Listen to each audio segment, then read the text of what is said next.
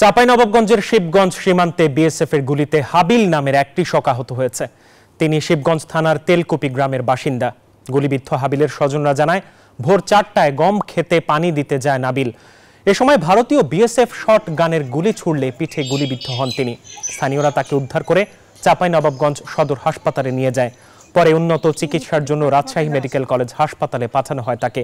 তবে এ বিষয়ে বিজিবির পক্ষ থেকে এখনো কিছু জানানো হয়নি।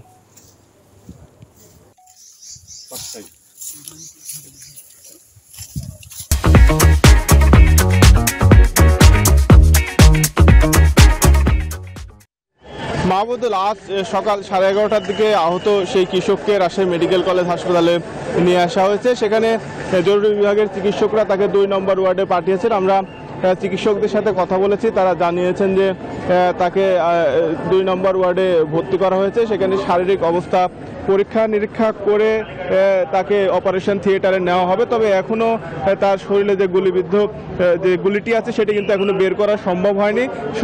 সেই হিসেবে এখনো পুরোপুরি স্থিতিশীল সেটি কিন্তু চিকিৎসকরা বলছেন না। তারা বলছেন যে পরীক্ষা নিরীক্ষা শেষে অপারেশন থিয়েটারে নেওয়ার পরে আসলে তারা বলতে পারবেন যে কি অবস্থা আছে। আর তার পিঠের নিচে কিন্তু গুলি লেগেছে ডান পাশটিতে, সেখানে রক্তক্ষরণও হয়েছে। আর আমরা তার স্বজনদের সাথে কথা বলেছি, তারা জানিয়েছেন যে ভোর 4টার দিকে তিনি গুলিবিদ্ধ হন। গম খেতে তিনি পানি শেষের জন্য গিয়েছিলেন এবং সেখান থেকে তাকে চাঁপাইনবাবগঞ্জ মেডিকেলে নেওয়া হলেও কিন্তু উন্নত চিকিৎসার জন্য কিন্তু তাকে রাজশাহী মেডিকেল কলেজ হাসপাতালে পাঠানো হয়েছে। তবে কিছুক্ষণের মধ্যেই তাকে অপারেশন থিয়েটারে নেওয়া হবে বলে কিন্তু জানিয়েছে রাজশাহী মেডিকেল কলেজ হাসপাতাল কর্তৃপক্ষ। এই ছিল রাজশাহী থেকে সর্বশেষ। মাহমুদুল। মর্তুজা, আপনাকে ধন্যবাদ।